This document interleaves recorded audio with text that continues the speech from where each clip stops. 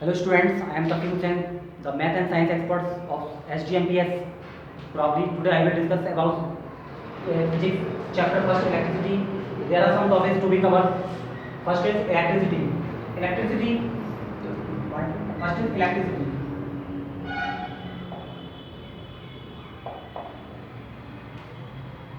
It is a form of energy. Electricity is a form of energy which is used in our homes for lighting, running fans, and in industries for running electrical machines, and in transport, in moving electric trains. So there are two types of electricity. First is static electricity.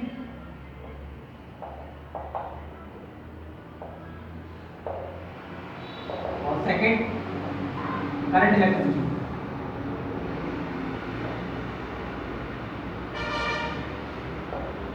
Current electricity.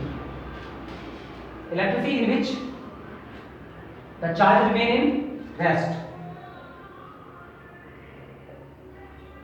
यानी ऐसी electricity जिसमें charge rest में रहता है तो हम static electricity बोलते हैं. और current electricity in which current remain in motion. यानी ऐसी इलेक्ट्रिसिटी जिसमें करंट मोशन में रहता है उसको हम बोलते हैं करंट इलेक्ट्रिसिटी. तो करंट इलेक्ट्रिसिटी के बारे में ही हमें इस क्लास 10 में पढ़ना है, इसके एप्लीकेशन के बारे में पढ़ना है, इसके न्यूमेरिकल्स के बारे में पढ़ना है. ठीक है, फिर भी हम इसकी स्टैटिक इलेक्ट्रिसिटी के बारे में देख लेते हैं. स्टैटिक इलेक्ट्रिसिटी क्या होता है, यानी जिस पे ऐसी कौन सी कंडीशन है जिसमें चार्ज रिमेन मोशन रेस्ट में रहता है. तो इसके लिए एक प्रैक्टिकल है. If you bring a plastic cones near some tiny pieces of papers, it will not attract the pieces of paper. Then if first we rub the plastic cones with dry air and then brought near the pieces of free papers, it will attract the pieces of paper. This ability of to attract the free pieces of paper is called electric charge. तो अगर हम plastic के कोन को या plastic के scale को अगर हम ड्राई एयर से रखते हैं सपोज ये, तो उस पर प्लस चार्ज आ जाता है. ये क्या है, प्लास्टिक है, प्लास्टिक स्केल है. और अगर ये पेपर है, इसके छोटे छोटे पीस टिनी पीसेस है, तो इसमें क्या होगा, पेपर पे प्लस माइनस ऑलरेडी इसमें होते हैं. क्यों हर किसी भी सब्सटेंस में पॉजिटिव नेगेटिव चार्ज होता है. ये पेपर है, इसमें भी पॉजिटिव चार्ज होगा. अगर हम इसको इसके पास लाएंगे पॉजिटिव चार्ज वाले तो अब क्या होगा, उस कंडीशन में नेगेटिव चार्ज इसके पास आ जाएगा और पॉजिटिव चार्ज से दूर हट जाएगा. क्योंकि चार्जेस की जो एबिलिटी होती है या प्रॉपर्टीज होती है, जो अपोजिट चार्ज एक दूसरे को अटैक करते हैं, इसमें इसकी कागज की पीसेस इसके पास आ जाएंगे. तो इस प्रैक्टिकल के लिए क्या होना चाहिए, इंसुलेटर होना चाहिए. प्लास्टिक या फिर कोई ग्लास यानी इंसुलेटर होना चाहिए. इंसुलेटर का यूज होना चाहिए. अगर कंडक्टर होगा तो उसमें ये चार्ज मूव कर जाएगा. क्योंकि कंडक्टर जो होता है उसमें क्या होगा, उसमें negative charge free electrons already होती हैं और फिर ठीक है फ्री इलेक्ट्रॉन होते हैं. और अगर इसमें पॉजिटिव चार्ज आएगा तो वो मूव कर जाएगा. पॉजिटिव चार्ज इसमें मूव कर जाएगा तो यहाँ पे एक जगह रुका हुआ नहीं रहेगा, रेस्ट पोजीशन में ही रहेगा. तो ठीक है, तो ये कंडक्टर से इसका प्रैक्टिकल नहीं हो सकता. तो इस प्रैक्टिकल के लिए हमें इंसुलेटर का यूज करना होगा जिसमें चार्ज वहीं की वहीं रुक जाए. ठीक है, और कंडक्टर में क्या होगा, चार्ज मूव कर जाएगा तो फिर ये कागज के पेपर को पीस को अटैक नहीं करता है. ठीक है, नाउ अब आता है अपने हमारे में सेकंड टॉपिक चार्जेस. तो चार्जेस क्या था, the ability to attract the tiny pieces of paper is called electric charge. It is denoted by Q और कैपिटल Q से भी इसको डिनोट किया करते हैं. इसकी जो SI यूनिट जो होती है चार्ज की, जो SI यूनिट वो होती है कूलम. इसको हम C से भी डिनोट करते हैं, कैपिटल लेटर C से भी डिनोट करते हैं. ठीक है, तो there are two types of charge, एक पॉजिटिव चार्ज और नेगेटिव चार्ज. पॉजिटिव चार्ज कैसे पता लगेगा पॉजिटिव चार्ज किसमें, नेगेटिव चार्ज कौन सा नेगेटिव चार्ज है.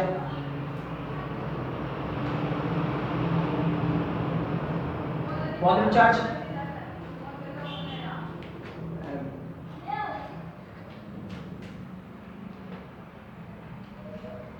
उसके लिए अगर हम हमारा जो ग्लास रोड है, charge acquired by a glass rod rubbed with a silk cloth,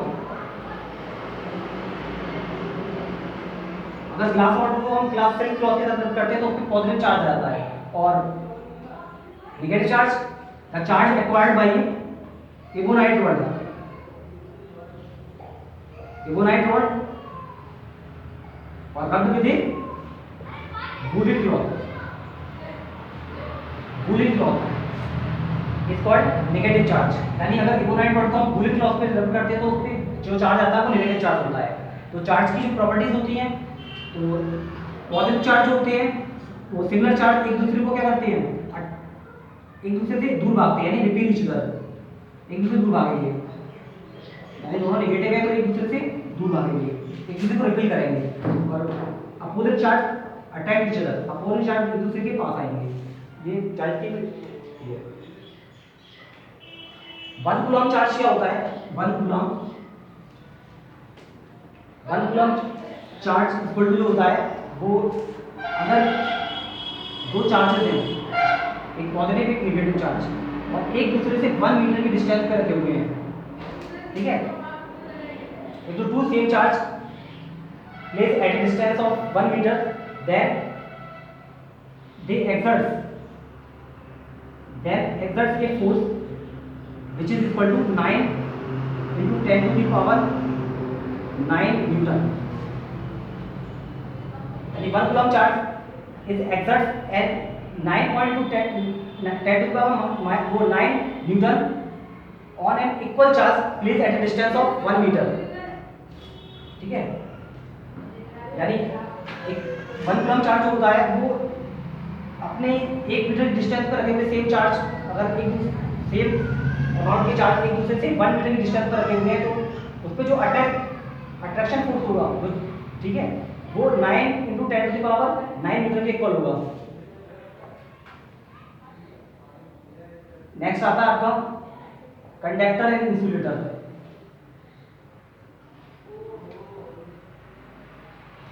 All the substances conductor, all the substances has two types of particles, electron and proton. Positive particle is called proton and negative particle is called electron. So proton which causes plus 1.6 into 10 to the power minus 19 coulomb charge, and electron negative charge particles minus 1.6 into 10 to the power minus 9 minus 19 coulomb charge. Electron में इतना charge रहता है, proton में plus का charge की value same होती है, लेकिन सिर्फ पॉजिटिव और नेगेटिव का फर्क होता है इलेक्ट्रॉन प्रोटॉन में।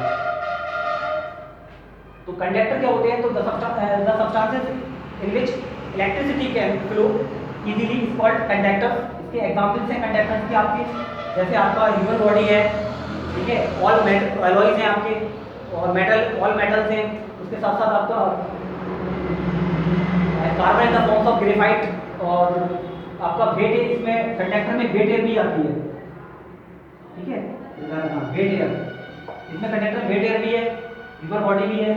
अब इंसुलेटर में क्या होते हैं, the substances in which electric current या electricity can not flow is called insulators.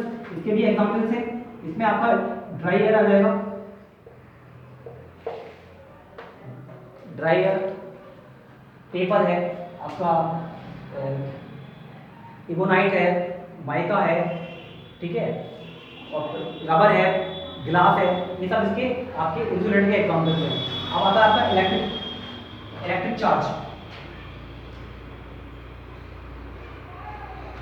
Sorry fifth topic, यानी इलेक्ट्रिक, शॉर्ट में लिख दे रहा हूँ मैं, इलेक्ट्रिक पोटेंशियल। इलेक्ट्रिक पोटेंशियल की बात हो रही है। इलेक्ट्रिक पोटेंशियल इसको हम कैसे डिफाइन करेंगे, बहुत इजी है, it is very easy.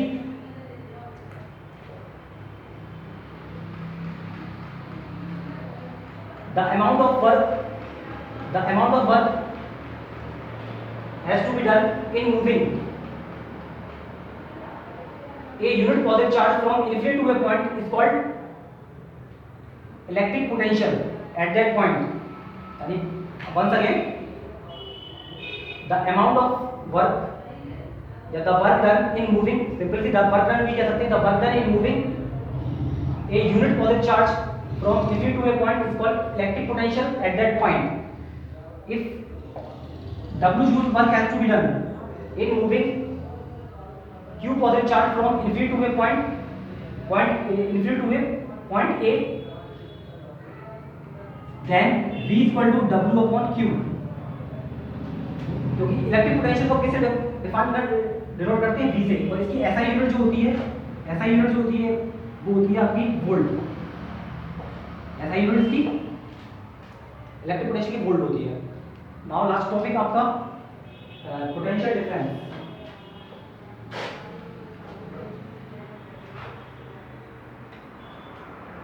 Potential difference 6 short में लिखेंगे पोटेंशियल पीडी, पोटेंशियल डिफरेंस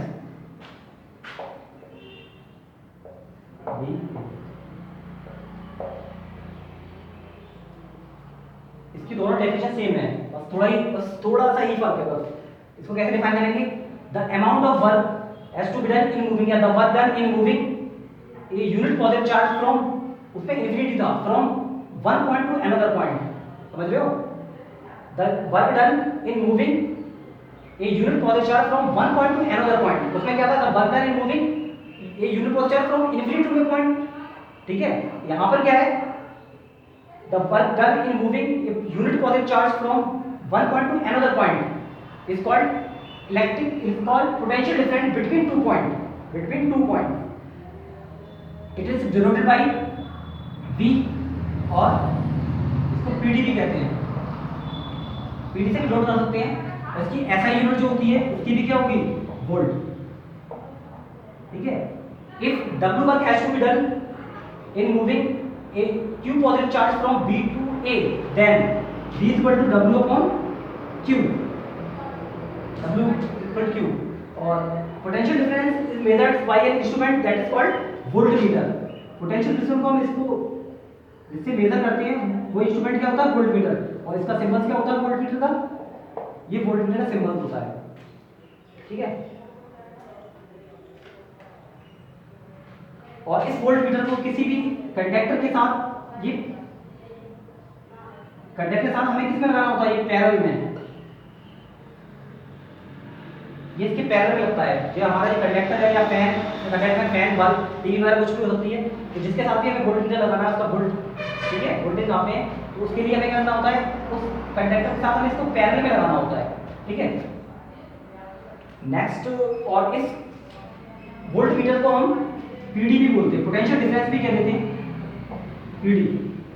इस वोल्टमीटर को पोटेंशियल डिफरेंस के नाम से भी जानते हैं। उसके बाद आता है आपका electric circuit.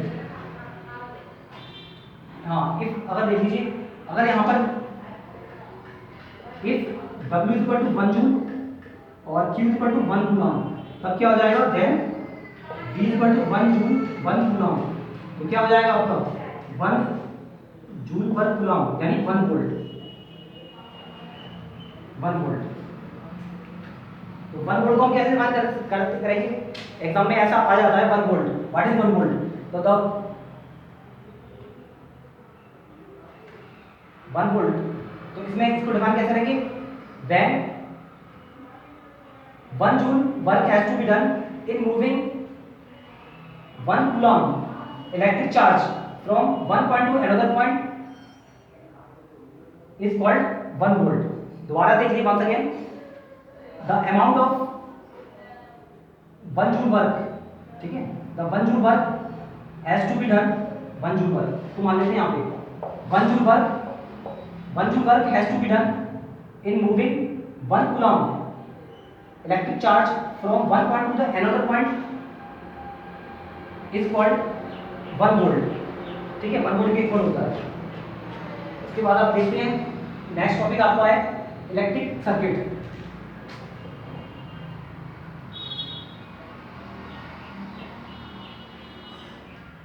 Electric circuit same short में लिख सकते हैं electric circuit easy. Electric circuit क्या होता है,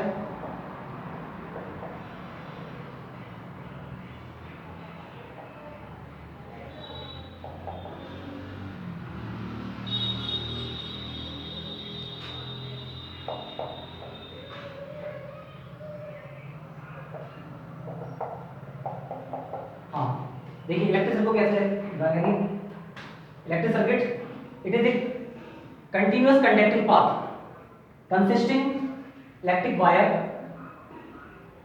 other resistance such as electric bulb, fans, TV, etc. and a switch between the two terminals of cell or battery, इसको cell कह सकते हैं या फिर battery, along with a current flows in it, इसमें करंट भी फ्लो होना चाहिए, current flows in it is called electric circuit. ठीक है, once again एक बार और देख लीजिए, एक कंटिन्यूअस कंडक्टिंग पाथ, एक continuous conducting path consisting electric wire, other resistance such as electric bulb, fan, TV, heater etcetera, a switch between the two terminals of cell or battery along with electric current flows in it is called electric circuit. So if circuit is closed, then current is flows in it. So circuit is switch is closed, the circuit is complete, then the current flows in it. Or if the switch is open, the circuit is incomplete. Switch open है तो circuit is incomplete, then the current does not flow in it. तो इसमें current flow नहीं हुआ. Next.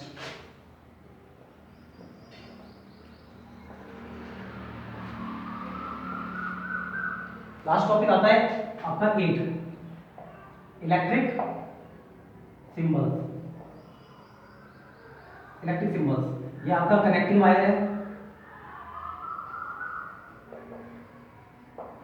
ठीक है, ये आपका वायर जॉइंट है,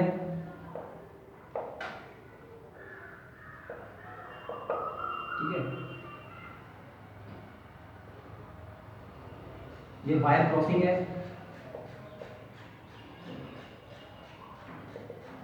विदाउट कॉन्टैक्ट, विदाउट कॉन्टैक्ट. ये आपका अमीटर है जिससे हम इलेक्ट्रिसिटी मेजर करते हैं. ये आपका वोल्ट मीटर है जिससे हम पोटेंशियल डिफरेंस मेजर करते हैं. ये आपका ये बल्ब का सिंबल है, ये आपके बल्ब से, ठीक है, बल्ब का सिंबल से. ये आपकी ये रेजिस्टेंस है, इसको रजिस्टर भी बोलते हैं. इसके साथ साथ ये वेरिएबल रेजिस्टेंस है,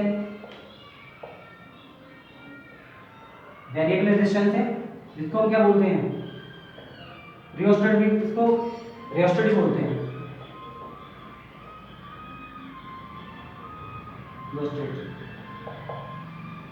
ठीक है. इसके साथ साथ ये हो गया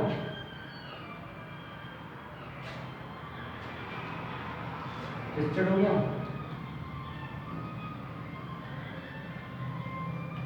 ठीक है. बस इस तरीके से आप इसको अच्छे से रिवीजन करिए, दोबारा देखिए, समझ में नहीं आए तो आप मुझसे डाउट पे भी पूछ सकते हैं, ठीक है, और अच्छे से रिवीजन करते रहिए. Thank you.